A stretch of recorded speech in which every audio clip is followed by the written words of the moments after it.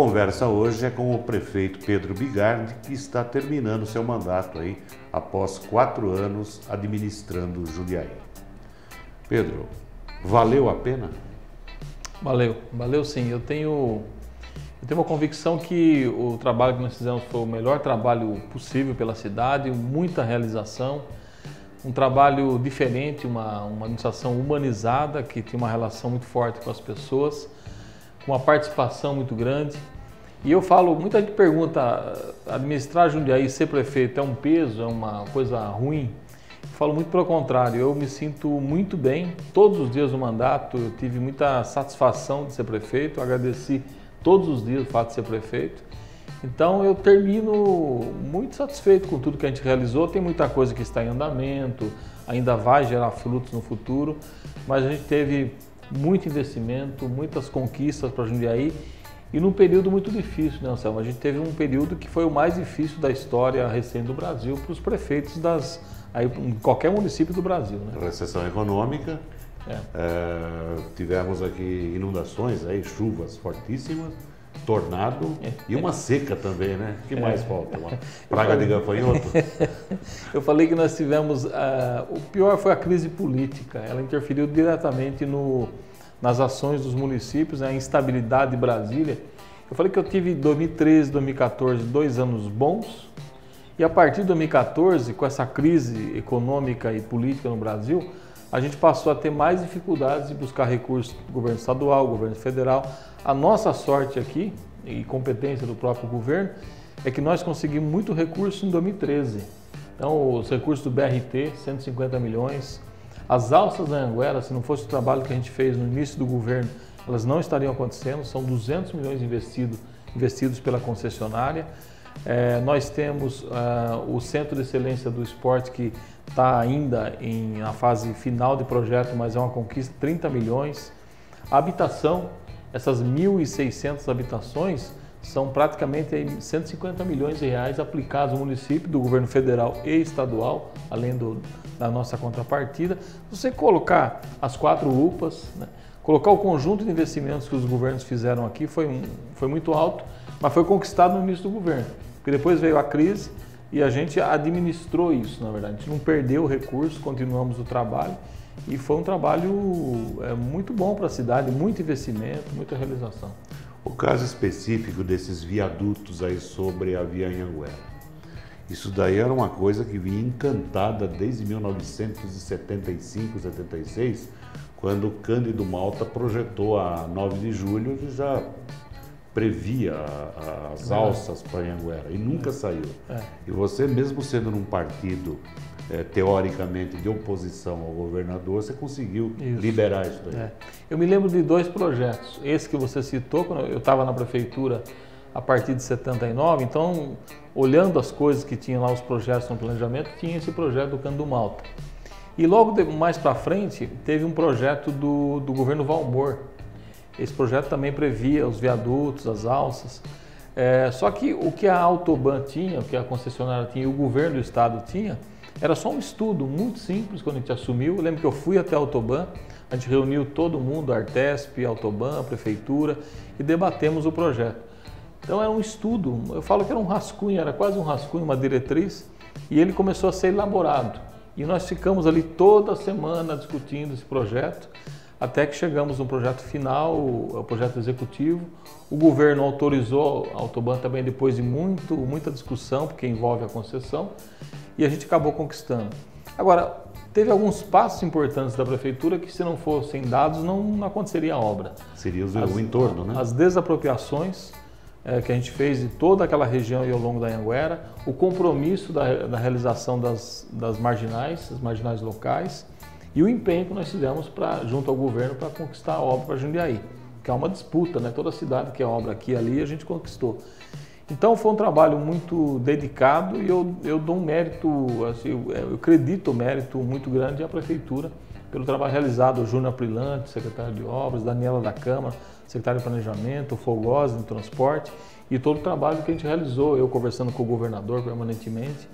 E é uma obra importante, né? Ela tem 2 viadutos ali que já estão sendo feitos na 9 de julho, Eles serão entregues em junho de 2017, essa é a previsão, talvez até antes, porque a obra está muito adiantada. Está bem acelerada. Está muito adiantada. E lá na frente, Os Mundos do Santos Pellegrini, até o final de 2017, começo de 2018, ela será entregue também, que é um viaduto passando em cima da Anhanguera, da Os Mundos até o Córrego da Valquíria. Que a gente já fez um trecho. A rua do cemitério. Que vem lá da região do Retiro, Eloy. Então imagina todo aquele tráfego que vem daquela região, cai para o lado de lá sem passar pelo trevo. O trevo vai desafogar completamente. É uma grande obra e uma grande conquista para Jundiaí. Bom, se não me engano, na semana passada, ou a semana retrasada, você, sua mulher, a Margarete, vocês estiveram lá na casa da Dona Mercedes. Sim. Por causa da Feira da Amizade, que era um evento que havia praticamente morrido. E foi sua administração, foi a Dona Margarete principalmente, né, que resgatou isso daí. Isso. E a Dona Mercedes falou o que para vocês? Bom, primeiro a Dona Mercedes, ela adora a Margarete e ela é encantada pela nossa coragem. Ela fala que é uma coragem de fazer a Feira da Amizade acontecer novamente. E ela ficou 15 anos sem acontecer, voltou com muita força. A Dona Mercedes foi a criadora da Feira da Amizade, até porque ela tinha uma filha, né, que tinha uma deficiência, ela queria ajudar a pai na época. E a feira que a gente criou foi um sucesso, né? Foram mais de 50 mil pessoas que participaram da feira. Ajuda muito as entidades, elas mostram o trabalho, tem muita entidade procurando a gente, pedindo para que a gente dialogue com o novo governo, para que continue a feira, porque ela vai trazer, de fato, benefício para as entidades, além delas mostrarem o seu trabalho, né? Isso que é importante também. Tem muita entidade que aqui no Engabaú, inclusive, elas não aparecem, a cidade, né, não conhecia. E aí, a partir do momento da Feira da Amizade, passou a conhecer. Então, ajuda, mostra o trabalho. E a gente também tem os artistas locais, que é uma grande festa local. Então, foi uma grande conquista do nosso governo, assim como a Festa da Uva, né? Mais de 150 mil pessoas, 170 mil pessoas. Você deu outro formato a todos os eventos. Maravilhoso. Festa da Uva, participação dos bairros, né? A parte, até o desfile de 7 de setembro teve a participação da agricultura, o pessoal desfilou de todos os eventos. O desfile de 7 de setembro, o Sexta no Centro, que é uma atividade que envolve os artesãos, que o artesanato ressuscitou em Jundiaí, ele ressuscitou. Valoriza o centro da cidade também, as atividades que acontecem toda sexta, todo mês lá. Então, em todos os eventos que a gente fez, a gente procurou valorizar a nossa cultura local, né? E tem dado certo, né? Funcionou muito bem. Agora, a expectativa é que esses grandes eventos continuem no município. Bom, nesses 4 anos todos, não só nesses 4, mas você já tinha esse acompanhamento, digamos, essa solidariedade da família. É importante a participação da família no trabalho de um político? Eu falo que é essencial. E no meu caso, aconteceu uma coisa curiosa, porque eu conheço a cidade por conta do meu trabalho. Você é jundiaense. Eu nasci aqui, servidor público, trabalhei na prefeitura há muitos anos, então eu era obrigado a conhecer a cidade, na zona urbana, zona rural, Serra do Japi, eu andei a cidade toda. Então eu tinha uma visão muito técnica, né? Agora, a Margarete, quando ela vem para o governo como primeira-dama e presidente do Fundo Social, ela traz uma visão mais humanizada dessa relação com o cidadão. Eu tenho uma visão mais do engenheiro, do técnico, das realizações, né? Tanto que eu adoro ver a cidade se desenvolvendo, 1,5 milhão de metros quadrados de asfalto, o túnel da Ponte São João, as 2 pontes na região do Tulipas, todas as obras que a gente realizou, né? As unidades básicas, 15 unidades básicas, reformas, mais de 50 reformas e ampliações de escola. Quando eu vejo tudo isso, eu fico feliz. Mas a humanização, a relação com o cidadão, a relação de convivência, foi um alerta que a Margarete me passou. Assim, a gente precisa trabalhar muito uma cidade humanizada, em que as pessoas se sintam bem, que elas novamente se encontrem. Então a gente procurou fazer em todas as nossas ações, a gente faz um parque do Engordador, que foi junto com a iniciativa privada, o Parque Jardim do Lago, do Copacabana.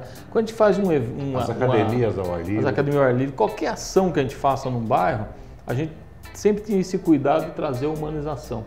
Quando a gente fazia uma pequena praça, olha que interessante, não parece um detalhe, mas não é. A gente tinha ali a academia ao ar livre, normalmente para o idoso, o playground para a criança, o campinho para o jovem. A gente queria que a família se encontrasse. Isso é uma mudança de postura. Então a Margarete me ensinou isso. E a Patrícia, ela é política por natureza, ela traz isso desde pequenininha. Está no DNA. Ela tem uma formação política boa e ajuda muito nessa coisa da construção das coisas. Quando eu estou em casa, eu dialogo, parece que eu construo as saídas, digamos, para os problemas, as soluções, as ideias. Então a família é essencial para mim, mais do que nunca. Bom, aqui ao contrário de um almoço ou de um jantar, a gente começou pela sobremesa, a parte doce. Agora nós vamos para a parte salgada e apimentada das histórias. A prefeitura, todo mundo fala em situações, mas ninguém tem número, ninguém fala oficialmente. Tá. O senhor vai conseguir cumprir os compromissos até o dia 31? Primeiro assim, de fato os municípios estão vivendo um drama no Brasil hoje, porque a queda da arrecadação foi violenta, a falta de repasses obrigatórios, às vezes de governo, constitucionais dos governos também. Então houve uma diminuição da arrecadação violenta em todos os municípios. A maioria dos municípios brasileiros não estão cumprindo suas obrigações, não está pagando funcionário, está parcelando 13º, não está pagando fornecedor, está restringindo serviços. O que nós fizemos? O ano passado nós já sentimos essa situação. A gente conseguiu fechar o ano 2015 com tudo pago, tudo realizado, só que já com uma série de contenções. Redução de hora extra, controle de gastos. Então a gente foi alongamento de cronogramas de obras, de serviços. Então a gente já foi trabalhando isso em 2015. Fechamos o ano. Eu tive minhas contas aprovadas em 2013, já pela Câmara inclusive. 2014 parecer favorável pela aprovação, 2015 parecer favorável pela aprovação. 2016 está mais difícil. São 150 milhões a menos de arrecadação menor. E num ano em que o orçamento está mais ajustado, então é muito mais difícil, você não tem muita mobilidade. Mesmo assim eu estou pagando tudo, estou pagando o servidor público, vou pagar o servidor público.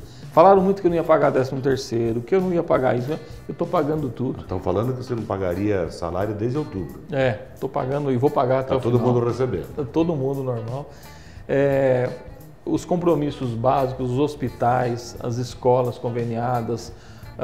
O IPREJUM, nós tivemos um problema, eu posso falar de todos os assuntos aqui. O IPREJUM, nós tivemos o mês de setembro e outubro, foram os piores meses ali. Então, um mês e meio, a gente não conseguiu pagar a parte patronal. O que nós fizemos? Já tínhamos lei, parcelamos e estamos pagando. Em dezembro estamos pagando. Então, a gente está cumprindo todos os compromissos dentro de uma realidade do Brasil hoje, mas a situação de Jundiaí, eu vou dar um número aqui chutado, mas pode ser que eu acerte. Nós estamos melhor que 90% das cidades brasileiras, não tem nenhuma dúvida disso. Porque a gente eu estou fazendo gestão diária, eu olho as contas diariamente. Essa semana a gente teve uma perspectiva de vinho SMS na terça-feira de 14 milhões e 400 do governo estadual. Vieram 9 milhões. Então, você vê o que é a queda. E a gente está se ajustando. Então, há um controle total, muita responsabilidade e a gente está procurando fazer o melhor possível para fechar o ano pagando tudo. A gente está buscando pagar tudo. Uma crítica que foi colocada e muita gente acreditou e, como se diz, é um assunto que interessa a cidade. Chama-se Hospital São Vicente. O que há de realidade no São Vicente? A prefeitura está colocando dinheiro no São Vicente? Tá. Ou está deixando de colocar? Então vamos colocar assim, quando nós assumimos, o São Vicente tinha uma dívida tributária da ordem de eu não vou lembrar todos os números agora, mas na ordem de 140 milhões. Nós reduzimos essa dívida para, eu acho que 40 e poucos milhões. Desses 40 e poucos milhões, nós pagamos 8 milhões e parcelamos o restante. Estou dizendo nós, prefeitura, porque nós assumimos isso, que na verdade é um convênio. Então, a gente resolveu essa questão da dívida tributária. Dívida de imposto. Porque se isso, imagina, 138 milhões, por isso que falavam que o São Vicente tinha 200 milhões de dívida. 240, para ser mais exato. 138, 140 milhões era exatamente essa tributária. As trabalhistas dá em ordem de 40 milhões, mas isso está em andamento. Pode acontecer 1 milhão, pode acontecer 500, pode não acontecer. Então, isso tem que acompanhar. As demais é o funcionamento do hospital.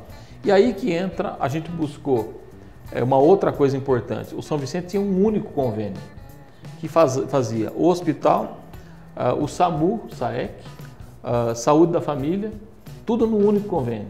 Estava errado. Isso não obedecia às normas do Ministério. A gente separou. Cada convênio agora é separado. Então isso é o correto. E cada convênio teve um reajuste.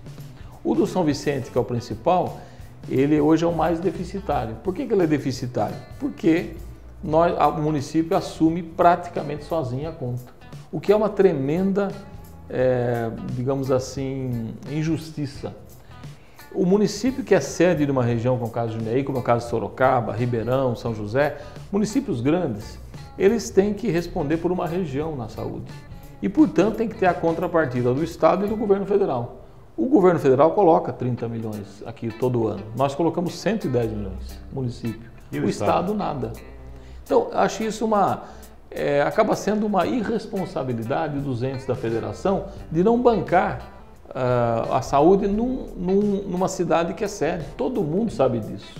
Só que todo mundo só cobra do município.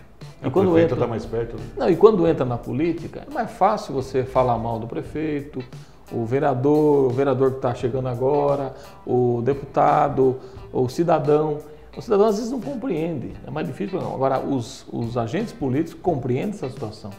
Então, nós cumprimos o nosso papel a gente foi antecipando os pagamentos. Eu fui antecipando os pagamentos do São Vicente todo mês. Quando chegou em outubro, acabou o dinheiro do convênio. O convênio tem um limite. O que eu fiz? Eu pus 25 milhões a mais.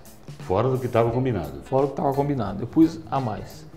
Mas nós precisamos de 40, porque o déficit é... Eu não tenho 40, senão eu não pago o servidor público, eu não pago... Eu fui até onde eu pude. Aliás, eu tirei esses 25 milhões de outras áreas do governo.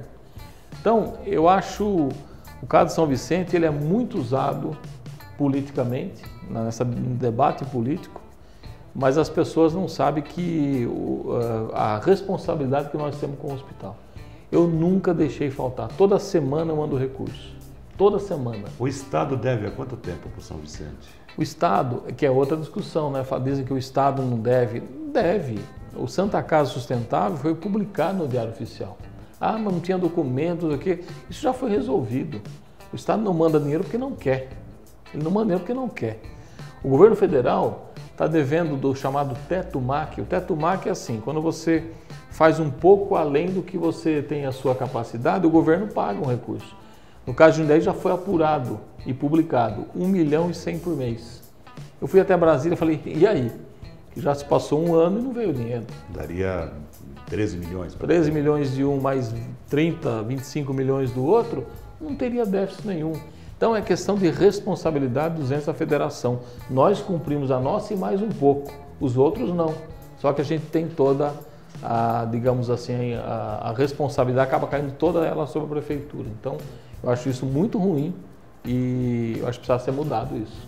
Esclarecer melhor essas situações. A gente tem buscado esclarecer, mas também tem que ter a cobrança junto ao Estado. Não é possível que o Estado, que tem um hospital regional, por exemplo, reduza seus atendimentos ao debate da campanha. Falta especialidade de ortopedia, de reumatologia, de diversas especialidades. Claro, porque o hospital regional não está fazendo atendimento. Porque as cirurgias eletivas que o São Vicente faz deviam estar sendo feitas no hospital regional. Aí o Hospital São Vicente ficaria para alta complexidade. Então, a gente consegue compreender isso, só que o Estado é omisso na saúde, omisso. E o governo federal diminuiu seus recursos, participa pouco também. Então o município acaba assumindo tudo. Bom, todos nós sabemos que o Estado está numa situação quase que pré-falimentar.